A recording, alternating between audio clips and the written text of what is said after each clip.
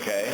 So we go into the water, and it's almost 35 to 40 degrees colder than our bodies. But the body is very wise, okay, because God has figured this out, that we were going to go in the water, this water sooner or later, okay? God's creating man, okay? And then Peter says, well, we have all this water, God. What if man falls into the water? He'll drown. So God says, you got a great point there. You know that? St. Peter? He says, we'll give the man the ability to learn how to swim in case he falls into the water. Okay. So prehistoric man, when he saw water, he probably said, water. And he probably went up to his knees and then got really brave, and maybe all of a sudden he dove in and started some kind of stroke that kept him above water. And gradually they perfected, they found the fourth stroke: free, fly, butter, and back.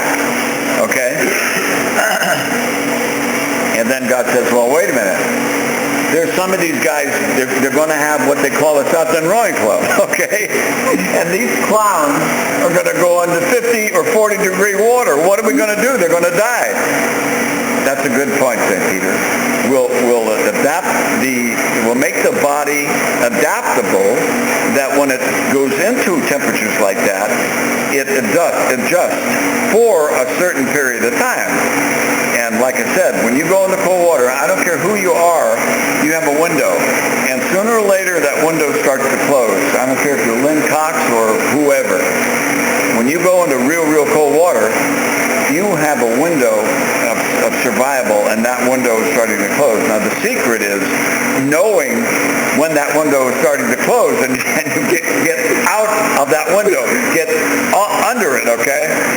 Because you've seen, I've been hypothermic, you've been hypothermic. There's been a lot of guys that Buck almost bought the farm because he was hypothermic, he almost died, So, when these young kids come out, and you got to tell them the first thing, or if you're teaching somebody how to swim, the first thing I would teach is respect for the water. Yeah, right, exactly. And they say, oh shit, I can do a round trip Fort Mason, and all of a sudden they get out there, and oh shit, they're in trouble. And you got a good analogy. First you got to crawl before you walk. And then you got to walk before you run. And it's the same thing with swimming, You've got to be careful. You've got to gradually start slow and increase your distance and time in the water, exposure.